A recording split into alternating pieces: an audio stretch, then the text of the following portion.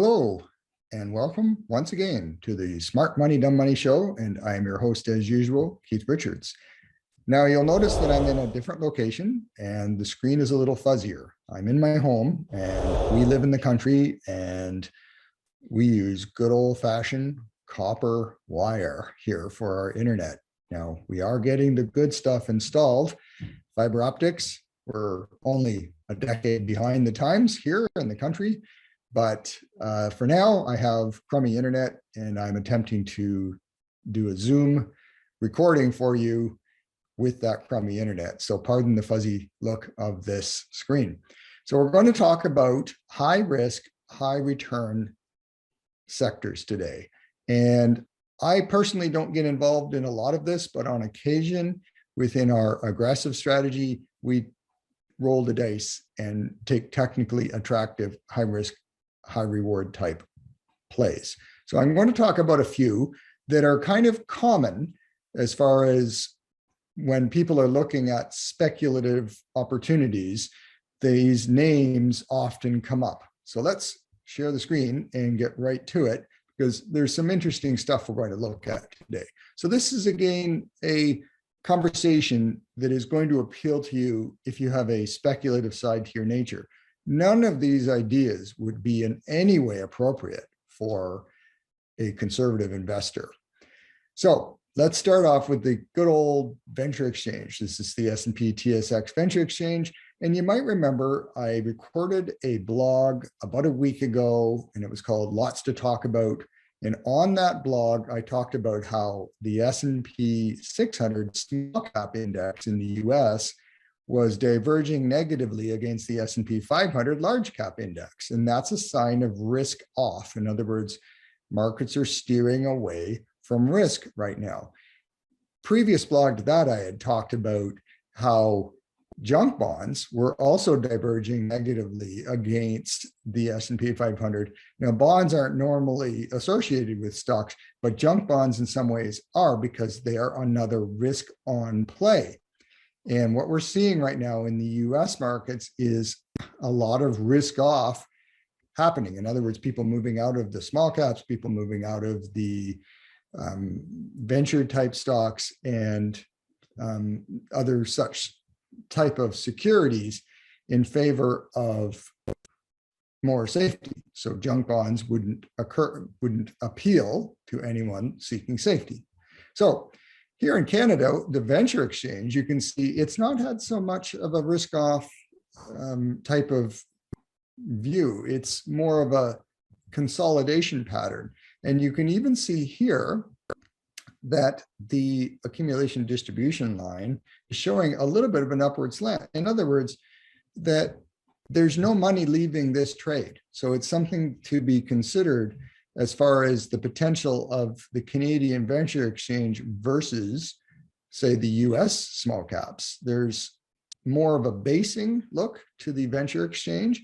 So what I want to point out is that you don't buy any security while it's in a base unless there's a big swing pattern, and we'll be looking at one of those in a minute, where you can trade the swings. You don't buy a tight coil like this, you wait until it breaks out. So if you are a speculative, more aggressive investor, and you say identified an ETF that has an exposure to the venture exchange, you might want to wait for the breakout. And by the way, I believe iShares has an ETF that reflects this index, but you can check on that. I know there are indexes that reflect this venture exchange out there. So one to keep your eye on, not necessarily one to be too excited about at this moment, but bases are good because when they can be powerful. So let's go to the next one, which is China. Now, this is the overall China index. And what I want to show you here is that there is a bit of a possible bottom head and shoulders formation in the works. But in the meantime, there's a little bit of support at the shoulder level. Now, you might say, no, Keith, because this shoulder is higher than that shoulder and it hasn't been completed yet. Well, I want to just bring you to one specific stock that is a very high percentage of many China ETFs and indices, and that is Alibaba. You'll notice the difference in this chart. The head is nowhere nearly as low, and the shoulders are relatively equal. So this shoulder formation, it's kind of a double shoulder, is coming in around $80 support and maybe 120 resistance. That's a pretty nice trading pattern. So what Value Trend recently did is we did not buy BABA, but we bought an ETF to get a little bit more diversification within our China play, but we bought an ETF that has a fairly large exposure to BABA because we like this as a speculative play. Again, this is not a conversation for conservative investors, but we think there's maybe a play up to here. Now, again, we don't own BABA. We chose to enter into an ETF, but the idea is that if you are looking for a decent potential trade, you know your downside, because if it breaks $80, you got to get out. You count your 3 days or so, and then you get out. But your upside is fairly high, and that would go for either BABA or the Chinese ETFs that have high exposure to BABA. So I just wanted to bring you to that chart. And so back to the overall China index, and you can see it's similar, but not quite the same. So, choose your weapons, but I don't mind this trade as a speculative. In fact, as I mentioned, we just bought in a small amount into a China trade. Now, here's one that lots of people were talking about over the past few years, not so much anymore because it basically got pretty hammered. But Bitcoin fell from a high of around 70,000 to a low of around 15,000. So that's quite a spanking. But recently, it's formed a pretty nice little cup formation with a breakout at the neckline, and this would be the handle. The handle's returning to the neckline, so you don't want to see that broken.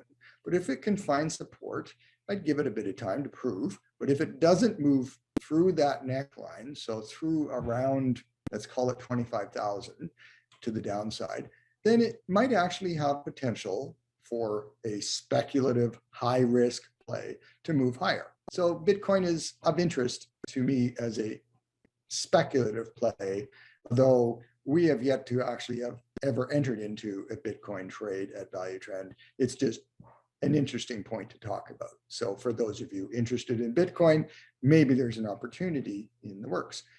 Here's an area that was very, very talked about just a few years ago, probably about 5 years ago, when our beloved prime minister was elected, and all the millennials voted for him so he would allow them to buy marijuana. And you see that just because lots of people are using the product, and that's a fact, here in Canada, there are marijuana shops pretty much on every corner. And if you drive around anywhere, you'll see them. And by the way, some of the northern states have just started adopting that. I was driving through Michigan recently, and there's marijuana places everywhere as well. Not quite as prolific as in Canada, but it's the same concept. So why is the stock, or the index, I should say, this is the Horizons Marijuana Index, falling like a brick? It's not getting very high. So the reason is because this is a sector and a concept that you'll see a lot, and you have to understand something. Just because everybody's buying a particular product doesn't mean it's a profitable venture to the company. I'll give you an example of Kraft Heinz a few years ago. Now, Kraft Heinz has been in a pretty nice base lately, and it's moving sideways, and it's not at all bearish, but you might remember just a few years ago, Kraft Heinz was pretty darn bearish. It was in a free fall. And the reason it was in a free fall was because even though people buy their products, mac cheese, what do they call it? Kraft Dinner is a very, very big seller for them. But their profits in making mac cheese and their salad dressings and all the other stuff that these folks make, the materials were getting very, very expensive to produce. And they were also getting competition from no-name brands, but it was more the materials of their production of their products, such as cheese in their mac cheese recipe. And so their profitability fell, even though lots and lots and lots of people eat Kraft Dinner.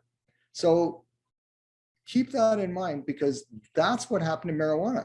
Sure, there's a shop on every corner in Ontario anyways. They're all over the place, but nobody's making any money selling this stuff because it's really expensive to produce and it's not as profitable as everybody imagined.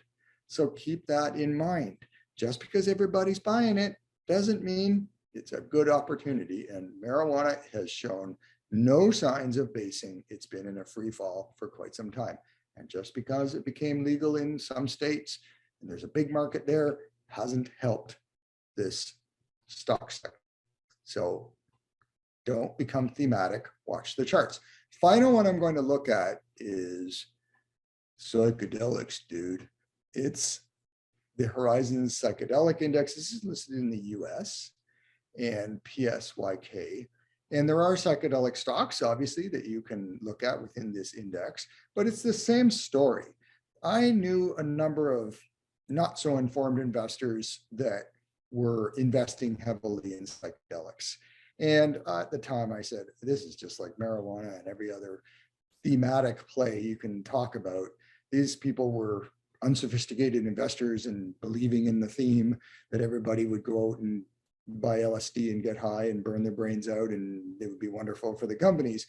Problem is that may be true. And I saw that Vancouver's opening up shops to sell, for example, magic mushrooms and other psychedelics. And sure, people want to burn their brain cells out, go for it. I don't care. But it's not necessarily profitable for the companies that are supplying those products. Again, it comes down to the cost of regulation and meeting government safety and whatnot. Safety with psychedelics, okay, there's an oxymoron, but safety requirements of manufacturing and just the materials, the cost of labor, and all these different things. You need to make a profit in order for a company stock to eventually go up. So you can see that's clearly not happening in this sector. So it's a sector that I would tend to stay away from until it bases and breaks out. So that's the bottom line. There are some high risk opportunities out there for speculators, but I would caution you not to get thematic, but to look at the charts and make sure you're doing it right. Thanks for watching, and we'll see you next week.